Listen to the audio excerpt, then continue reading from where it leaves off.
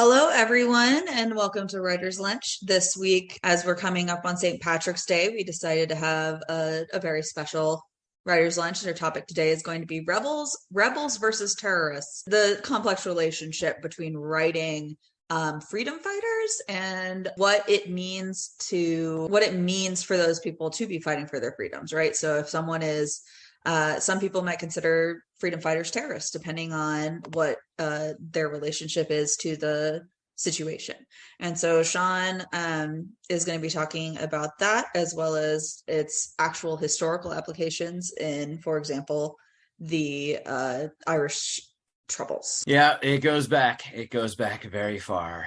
And I looked up the list of Irish rebellions over history, and it is pages and pages of them happening. Yep. As well as, the American Revolution, any revolution, Spanish Civil War, anywhere where there are people who wish to be separated from the powers that be, this is what you're going to be getting. But with some very big examples, right? The rebels in Star Wars, the various science fiction fantasy loves to bring this in because it makes great space opera. Oh, absolutely. And it depends so much on who's writing it. I was happy to look back and see some examples that are of both sides, of villains that are terrorists as well. And so it's how people are taking it. So very interesting to kind of look at the spectrum of how sci-fi and fantasy use these tropes. Absolutely. Speaking of last week, tropes and archetypes. So I got to get my wording straight. It's much more detailed. It's a trope. Absolutely. Mm-hmm. All right. So I'm going to find my share. And so coming up next week, I will be talking about writing magic systems. If you're writing a fantasy or near fantasy or anything that involves magic, it'll be a good and fun exercise in how do you create these things. I know AP Hawkins is going to be joining us because she has some experience with this as well. Heck yeah.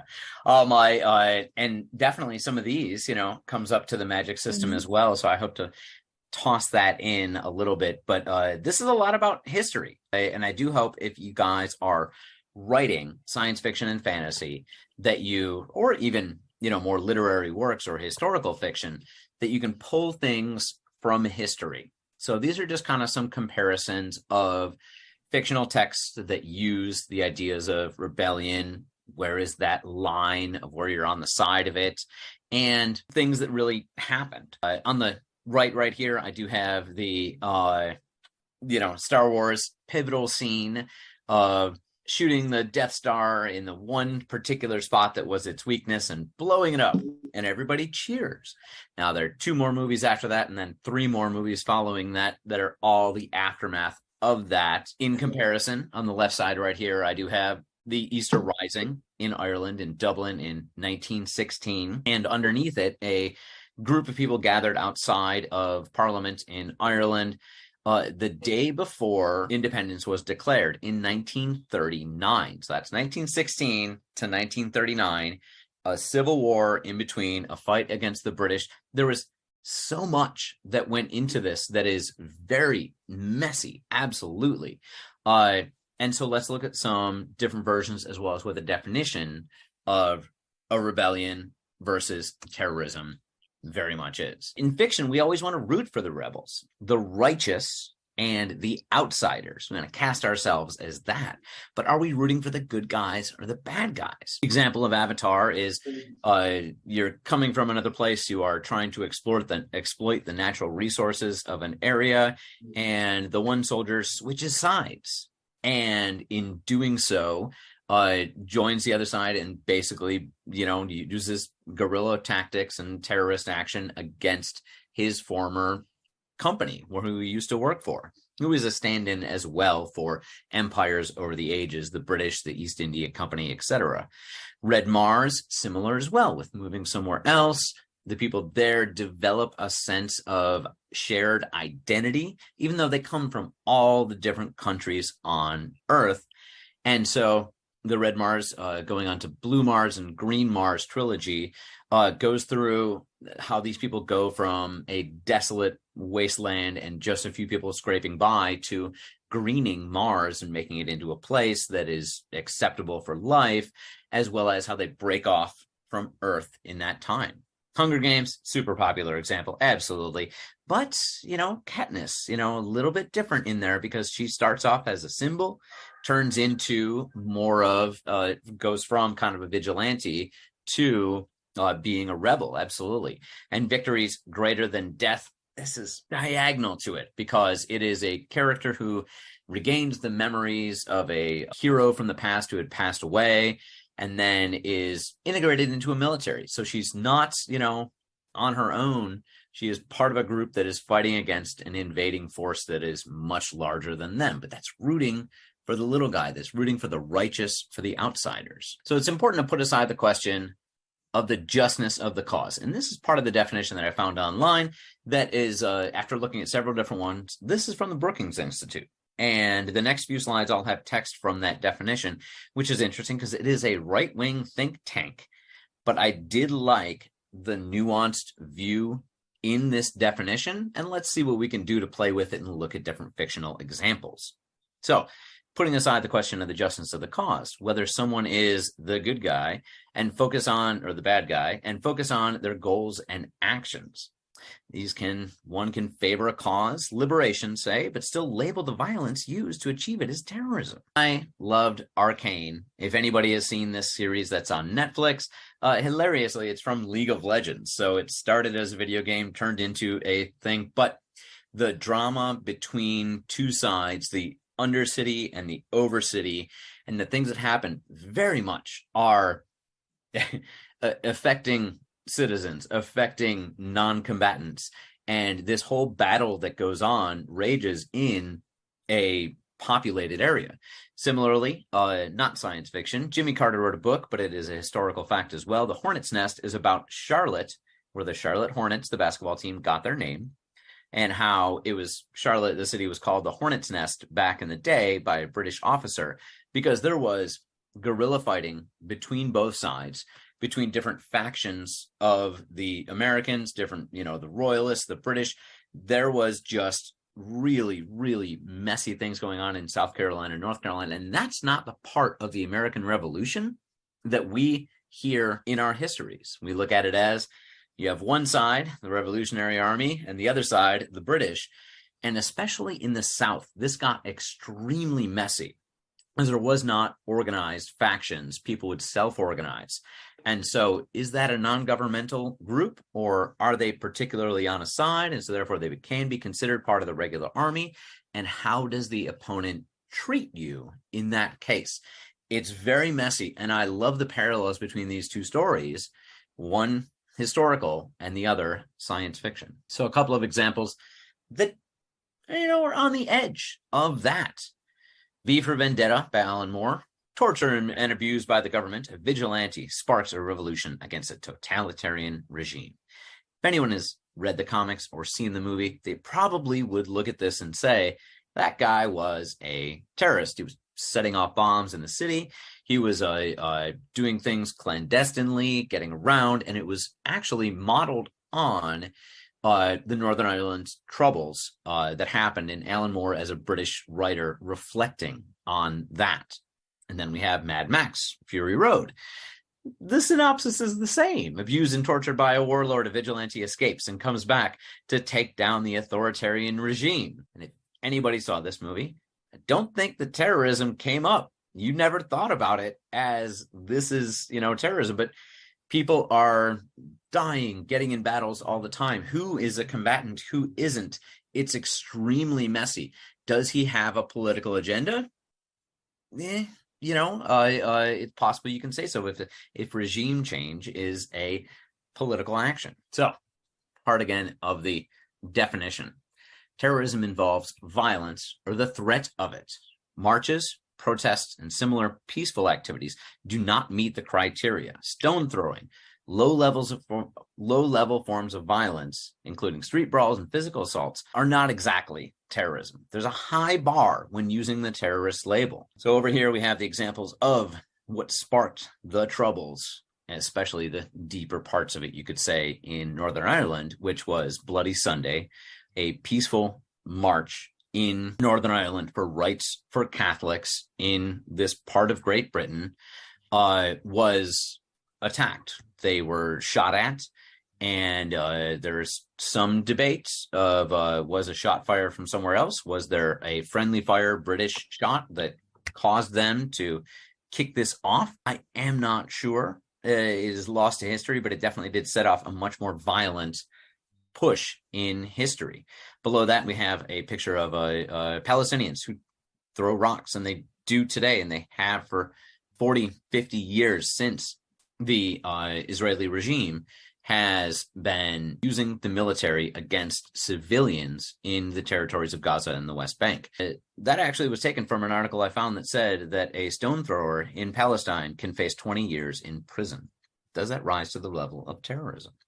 Thirdly, we have on the bottom the Birmingham Children's Crusade. They called it a crusade in 1963, where people marched through the streets of Birmingham, Alabama, to protest for Black citizens' rights in the United States, and were met with heavy police presence. As you see, dogs, water cannons. It was quite brutal, and was one of the inspirations for, these kind of activities in the American South, for the Northern Ireland peaceful protests that happened in the late 60s. There was a lot between the two groups that were going on that were saying we're dealing with the same systemic problems here, and what do we do to do it? Ended up very differently, where in Northern Ireland you had an armed conflict between non-governmental groups, and in the American South, it was almost entirely peaceful. You can say that on the other side, the side that did not want to give rights to Black Americans, there was a lot more violence, but on the whole, much more peaceful than other versions of a conflict like this that happened across the world. So we have two examples that are not terrorism because they don't meet that criteria. They're much more peaceful. 1984, George Orwell, he is described as a terrorist, the POV character Winston. Under the boot heels of a fascist regime, Winston erases history in his day job until one day he falls in love with a woman and plots to escape, only to be captured and tortured. It's absolutely terrible. He was labeled a terrorist for having thought crimes. In Little Brother by Cory Doctorow, some other ones of Cory Doctorow, debated which one to bring up here, also has these kind of terroristic thoughts to it. Teenage hackers captured and tortured by the government after a mysterious terrorist attack. Once he is released, he goes after the authoritarian government with his skills. Is it really a revolution? He was gathering other kids to do things, to hack things, to do malicious things against an authoritarian regime in the interest of opening up the books, in interest of getting this information out there? I wouldn't say so. There is nothing violent to this. And now we have cybercrime. It is a little bit different between 15 years ago when he wrote this book and today, but similar to charging someone who throws a stone in Palestine with a crime that can warrant 20 years in prison, a cybercrime, a hacking crime that does not result in death, and physical harm, does that rise to the same level of, when you're actually performing physical and violent actions? So part of our definition, again, second, terrorism is inherently political. Target and motivation are linked to a broader cause or ideology, need not be wholly rational or achievable. There are so many times when revolutions happen and it is not achievable. But having such causes, it would distinguishes terrorism from crime, personal passion, or other violence. And I have here three images of Shia insurgents, militias in Iraq during the Iraqi insurgency after America had invaded the country.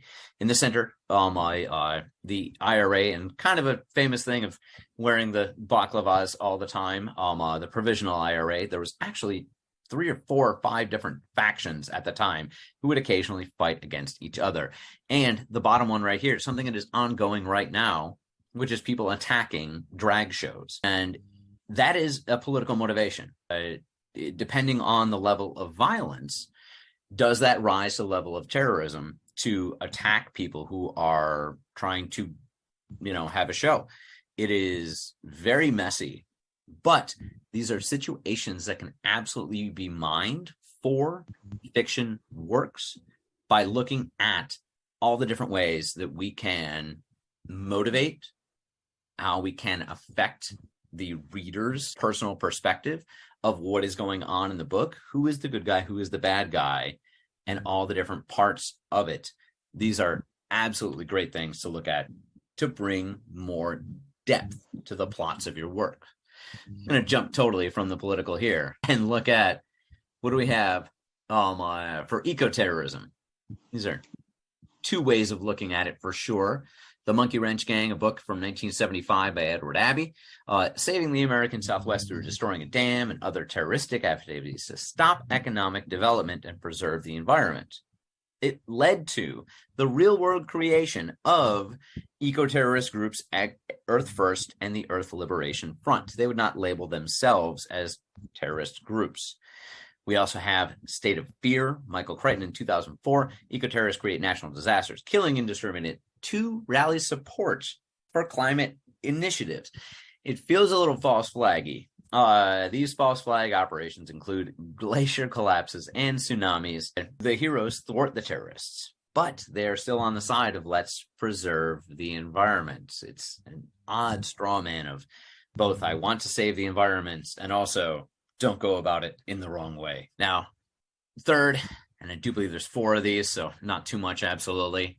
But terrorism is perpetuated by non-state actors. Anyone who's not acting as the agent of a recognized government. This kind of puts some hem and haw, it feels, to what the definition of it is, because you can be terrorized as a community by police, by an invading force. And this is a definition that makes it pretty difficult. But I guess it is, a way you could say it is, who is able to be held responsible for what's happening? Who can you go to, the UN or their own government and say that this is happening and it is not right? If you are perpetuating, if it's a non-state actor, it is incredibly difficult to find out who is actually responsible for these bad things that have happened. On the top here, I have a picture from Ukraine of a wounded soldier, and it is interesting in this Ukraine-Russia conflict that is going on right now that these are both state actors. This is a small country versus a big country, and a lot of these debates of rebellion come up at the same time. There are definitely incidents of citizens being harmed, especially by the Russian side, where there is a systemic way of basically tearing out and torturing all sorts of people in villagers. It's really horrific.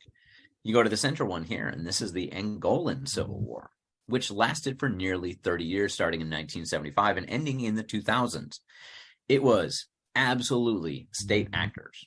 You had people coming from the Cuban government, the South African government, the Soviets, representatives of the Americans, the Portuguese, the Angolan government that still existed, and all of the different ways that these groups interacted, forming together, breaking apart, coming back together, fomented this incredible rebellion that just tore the country apart. But this is state actors. In almost every situation, these are state actors perpetuating it, and oftentimes hiding who they're on or making to muddy the waters. At the bottom here, we have the Green Mountain Boys, which some people might have heard from their American Revolution, class in 8th grade, yada, yada. They were not part of the U.S. Army. They were not commanded by George Washington. They were a militia. They were a independent organization that fought on the side of the Americans during the Revolutionary War. And they won some major battles, which is kind of incredible, against the British government, far and above what the Americans did by really going beyond what their capabilities should have been in putting together an army capable of taking on the British Empire. Mind you, as well, this is during another war going on in Europe, so England was a little distracted at the time with fighting the French in general. A couple of examples that kind of fit this criteria. Are we looking at state actors or not? So the Poppy War by R.F. Kuang, trained in a martial mystic art Orphan Rin joins the army and is sent into battle against an invading foreign power. Will she unleash her powers and win the war, potentially losing her humanity? This is not a non-state actor. She is part of an army similar to the Victory's Greater Than Death by Charlie Jean Anders, where she's part of a group that is putting this together and is, fighting against an invading power, similar to the Ukraine and Russia conflict happening right now. In addition, Rin was based on Chairman Mao, and so this story of fighting back against an imperial power is supposed to be, in a way, Mao and the Chinese government, Chinese communists at the time, who were not in power, fighting against the invading Japanese army. Can we compare this to something incredibly similar with another martial mystic art, another orphan, and another being sent into battle against an invading foreign power? Yes, of course we can. Luke Skywalker lives in a backwater town and dreams of joining the rebellion against the government. The Organa is a sleeper agent with anti-government forces and the daughter of a senator who is a traitor to it. Han Solo is a smuggler. Now, this goes from you're a non-state actor, you are just petty criminal, to joining with having a cause. There's a gray area in there, and Han Solo's journey to that in the first movie is very instructive on that. Lando Calrissian is a local warlord who changes sides to help the rebels. He's on both sides. The Afghani conflict after the Americans invaded, as well as during the Soviet invasion of Afghanistan, was very much about who is on what side, and are they telling the truth? Are they actually helping both sides, playing both sides? That's Lando, absolutely. And these things in fiction are absolutely helpful to think about historical examples of where your rebellion comes in and how you're putting something on it that is moral. Remember, in that definition of terroristic activities way back in the beginning, it said, please take yourself out of deciding, is this right or is this wrong?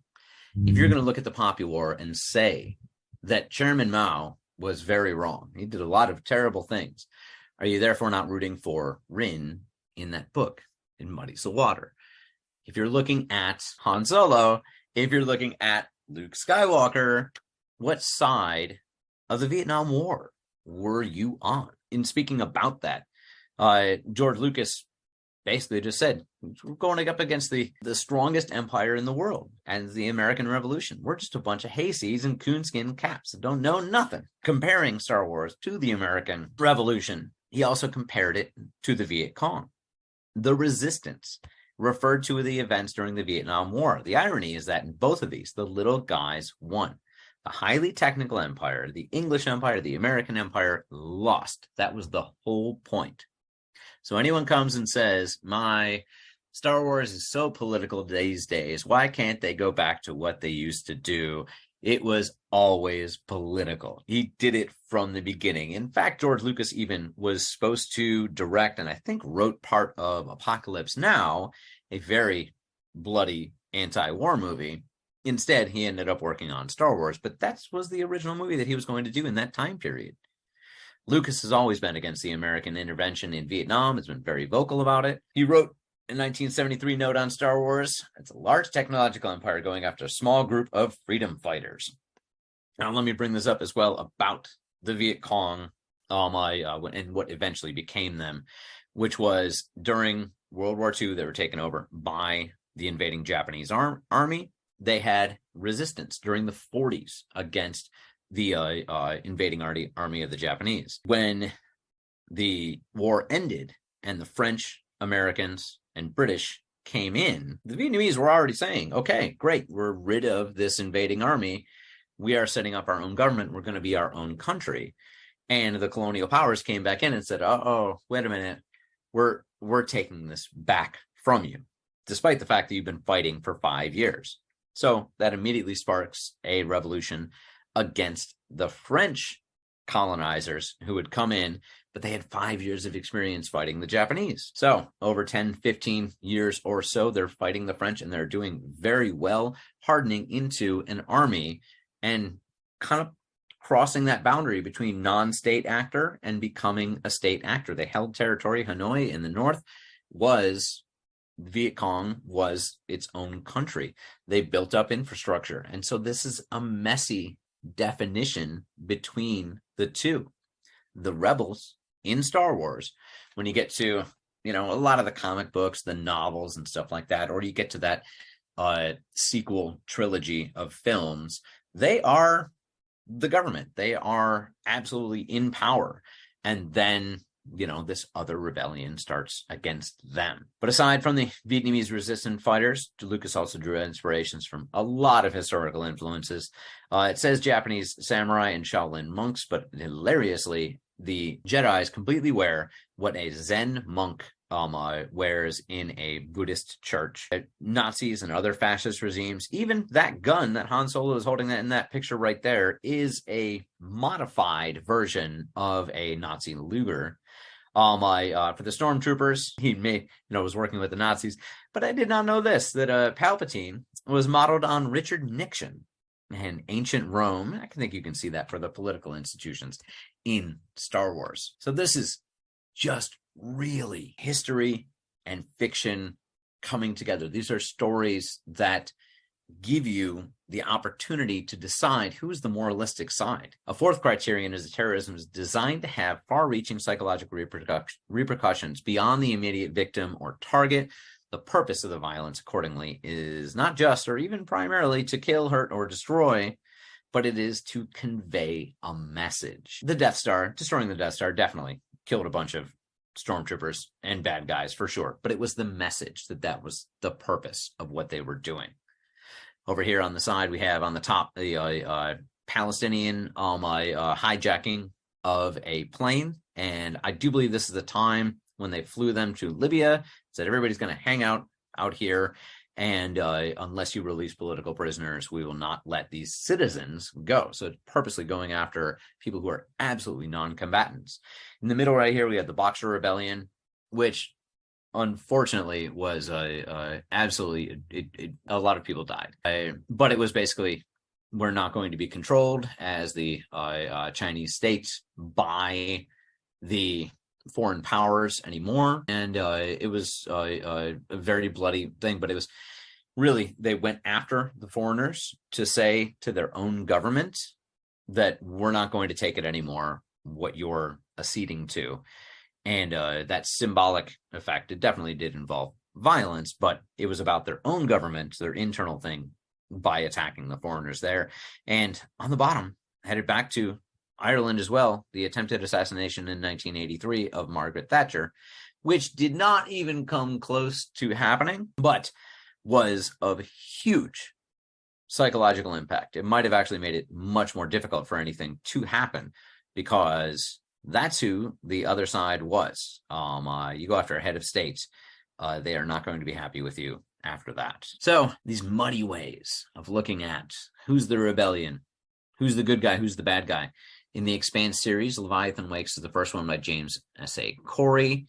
It has two examples of rebellion and terrorism. The POV characters take over a warship and use it to do good in the solar system. They have to stay away from I think it's Mars that they stole it from. But later in the series, they kind of flip that trope on their head. Are they the plucky band of resistance fighters who are doing good in the solar system? Turn it around, and another person, an ideologue named Marco, uses terrorism to try and gain power over the planets. And it is a tonal shift. Also, Marco is like the ex-husband of one of the main characters, Naomi. So it really blends how close the two of them can be, and how moral versus amoral is very messy and dependent on your perspective. As well, Termination Shock has both vigilante geoengineering. They're going to change what happens in the atmosphere, that an American oligarch decides, oh, I'm going to do it. Nothing that nobody else can do. I'm going to change the environment to try and protect against climate change. But it also features an Indian non-governmental vigilante, maybe as a commando, you could say, in America trying to stop this geoengineering.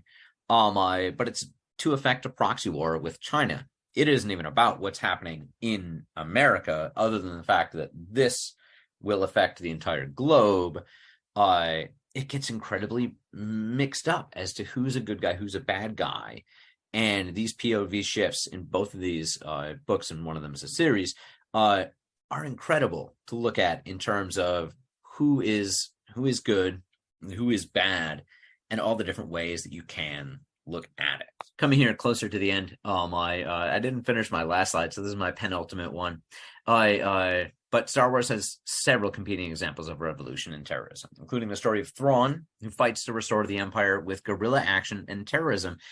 If you read this novel by Timothy Zahn, or any of the other things, I've read some of the comic books about Thrawn and stuff like that, you're rooting for him, because just like, what could you say, Sherlock Holmes, the smarter person should win. That's how a lot of mysteries are set up, and a lot of thrillers and stuff like that. He is actually working for the bad guys, for the Empire, trying to bring them back after the rebellion has won. But because it's told from his perspective, it's an interesting message to say.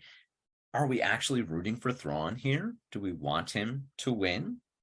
And then, he loses all the time, but he wins a lot. So what's the definition of a non-state actor? Going back to history, going back to today, at the top there is a Prigozhin, who used to be a caterer at the Kremlin, but through hook and crook and figuring out things, has put together the Wagner group of basically private army. So the Wagner Group fights for Russia and Ukraine, holds contracts across the third world, especially in African country. They terrorize civilians, and they fight conventional warfare.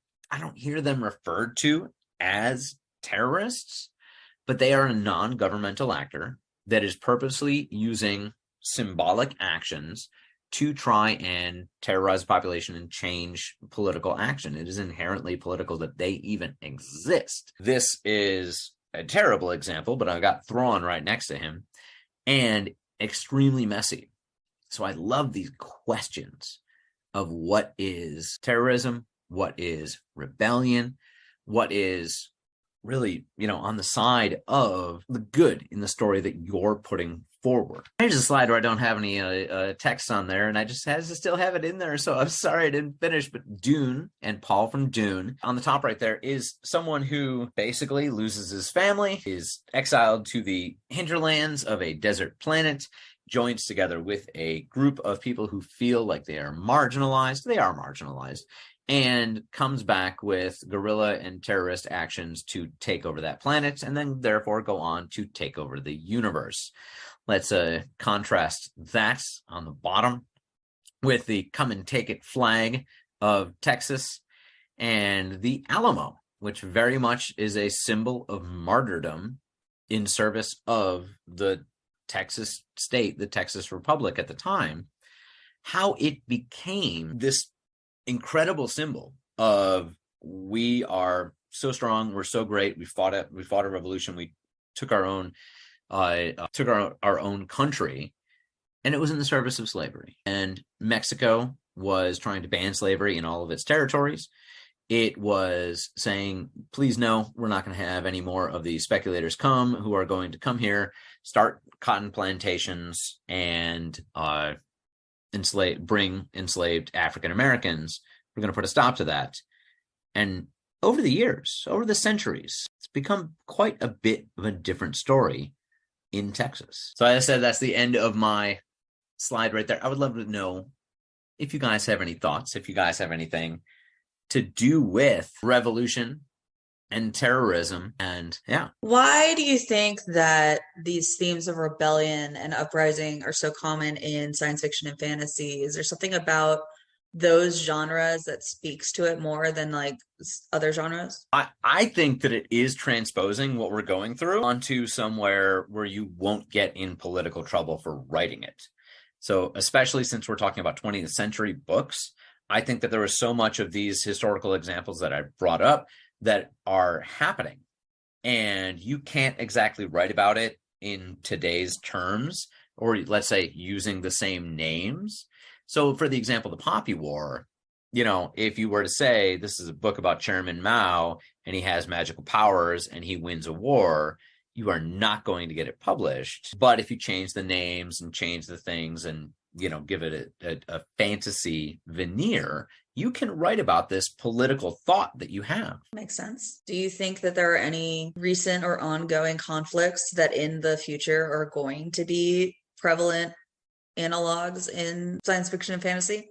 Oh, well, while I absolutely want to write myself a little comic about the Ukraine conflict with like super sci-fi, robots and stuff like that. I think that's going to be the biggest one for right now. But in terms of the proxy war and the technology, it's kind of incredible that all sorts of countries, it's not just, that Russia is like, okay, I'm allied with Iran and therefore you get the Iranian drones. Iran is testing, this is a test run by sending all of their drones to Russia to let them use them to see their effectiveness, to see how they can build them better. The West is doing that in the same way with tanks and all sorts of other different materials. This is becoming a giant petri dish of who's stronger, what's better, and technological change, and especially drones in war, are going to be incredible, just scary as fuck 10 years from now because of that going on right now. Janera? Sorry, I had myself on mute. So to write some of these, because I've been curious about different wars and actions, like in China, in different locations. So basically, telling them in science fiction, and even in, if you want to include fantasy in them, is like a cover for telling the real actual thought. Or say if you want to twist it around to your way of how you would have saw the war turning out if it happened a certain way. Alternate history. And alternate history is absolutely a category of science fiction that is out there. Man in the High Castle is one of the most famous examples of it. And that is also a rebellion story, but I've kind of pushed it to the side because it is also a vigilante story. Things like Avatar: The Last Airbender, or the movie Death Wish from the 70s kind of fall more into, like you're one person and you're doing that versus becoming a movement, that takes over. I think it's good to cover it up. I think that you can say a lot more about contemporary politics by putting it into a science fiction fantasy, way. It can be just an interesting story to you. It can be a story that means something to you, or that, you have family historical reasons for, I'd say liking, but really it's like identifying with. I do think it's interesting how some of these things end up getting interpreted by different groups different ways, depending on how their personal politics affect things. And specifically what I'm thinking of is the Hunger Games.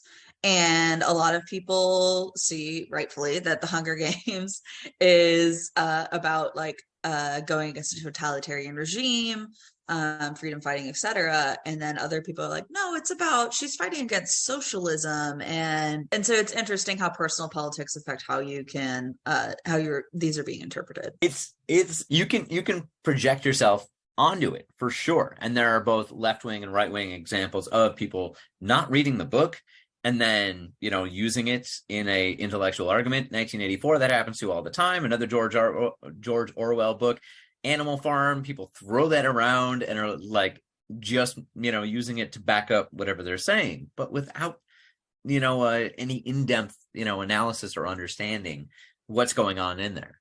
Cece, yes. Hi there, Sean.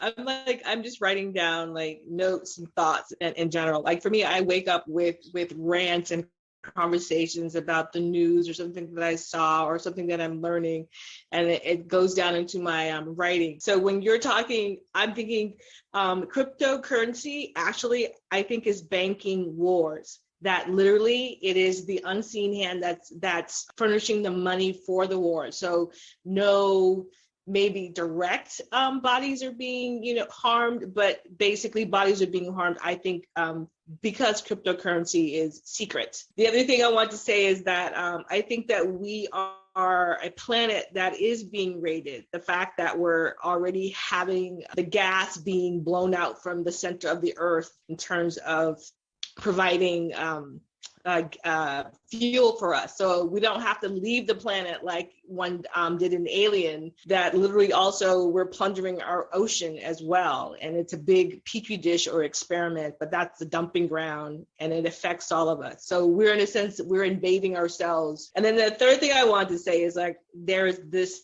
no judgment in writing our bad guys, and the side who wins gets to tell the story, whether it's his story, her story, or our story. And then the last to say was, there's like this big discussion about The Last of Us online and the video game 2013 and the TV show now, but all these discussions about the actual sort of relating COVID or just how humanity is and the wars within the wars of people. I don't want to give away any plot lines for people who want to watch it, but it's a group of people versus the other group of people versus the zombies. Anyway, those are my comments. I enjoyed this. Thank you. Thank you. No, I got to say about The Last of Us, and yes, no plot spoilers, but yes, I was totally going to include Last of Us in this as far as, like, the Fireflies versus the government. But then I saw that last episode and I'm like, you know what? I'm not going to do it. It's too messy. It's too messy even for this. Oh boy. But yeah, okay. Let me say this, which is thinking about things in terms of the symbolism and ways you use it in it. So I was speaking with someone who was actually living in Iraq up until 2003, and it was very interesting, the thought that Americans, when they go in and they're invading, they bring candy, and they've done this ever since World War II. They bring candy. This is how Hershey's and Coca-Cola got to be exceptionally popular all over the world, because American soldiers brought them places, and it is part of soft power to give those things away. Super important, absolutely. But in this case of coming up to someone, kids, in 2003, after invading Iraq, the American soldiers were giving us away, and then therefore anyone who saw it, kids being given candy, were like, oh, are they working for them? Is this part of the deal? Are they giving the soldiers information? And it just became incredibly muddled, she said, just in a family situation, in a society situation, because are you taking from the invading power complicity back and forth? Taking it one step further than that as well. This is something that the Russians do. They're doing in the Ukraine, as well as something that was done during the Iraqi insurgency in the 2000s, which is leaving small toys and candies around that if you pick it up, it explodes. And it is a very small bomb in there, but will take off a hand or something like that. And this is like the most incredibly insidious and horrific thing that, in talking about terrorism, rebellion, what reaction are you trying to get from people is terrible. But it goes onto this spectrum of the Americans are giving away candy. By the way, don't touch any candy that you see. And so without even intending to, kind of forms into this whole that is, focused on, let's say, a Hershey bar. Just very interesting, just in the different ways you can take it in the different way actors, that are using symbols. That was incredibly strong for me. Well, I am good to go. I don't know. I haven't been paying attention to the chat. Was there anything in the chat I should know about, Daphne? No, not since the last time you checked in on it. Heck yeah. Gene saying, if we look at all the Star Wars movies and many of the books, terrorism, don't the two sides flip-flop? They absolutely do. Whoever is in charge, the other side is attacking. And I do love what movies like, what was it? I want to say Rebel Player One, and that's not it. It is Rogue One with introducing the different factions. And this is played off to Andor as well. With there are many different groups and they're not all together. They are finding each other, perhaps, but this is how the American Revolution was. This is how a lot of revolutionary movements that are well regarded throughout history come to be, which is different groups doing different things and then finding each other for sure. Janera. I had one quick question. You used Avatar of the not I forgot which one was it. Okay, I know it was the one with the blue person. Avatar, yeah. Yes, I know it. Sorry. There's two avatars. I totally understand. Yeah, There's also because, the guy with the blue arrow on his head. Yeah, exactly. There's two of them that I know, and I'm saying, which one am I saying? Like the one with the blue person, like the Way of Water, the newest one that's out. Would that be considered like rebellion, or when you mentioned it earlier in the slides, which one would it be considered? Just no spoilers because I haven't seen the movie yet. Like guerrilla tactics or what? Yeah, it's got elements of both rebellion and terrorism from the good guys for sure, as well as potentially from the bad guys. If you say no spoilers, I'm not going to go too far into it, but just the first 5 minutes of the book of the movie or whatever, the good guys have won and the humans have gone back to their planet. And so one day the humans come back and it is eco-terrorism, you could say. They are destroying the forest like crazy. And so the tribe that they're living with is like, they're looking for you. You're the one who is the traitor to the humans. So you guys have to leave. And that sets off, everything that happens in it. But the fear that goes with it and, you were the one who hurt them. You hurt the empire before, so now you have to leave your community. There was an example of as well, I believe, in Ukraine recently of a guy in the Kherson region who was the mayor, and because he was threatened so much, he lived in a shed hiding from literally anybody for 6 months until the Ukrainian army came in and took it back. But he knew that if he went out, he would have been shot for being on one side or the other. So it just got incredibly messy. Yeah. Well, thank you guys. I very much absolutely for listening to this. And there's much more intense talk than a lot of times that we're talking about things. Awesome, guys. Thank you so much for coming to Writer's Lunch. And we'll see you guys next week. Thanks, everyone.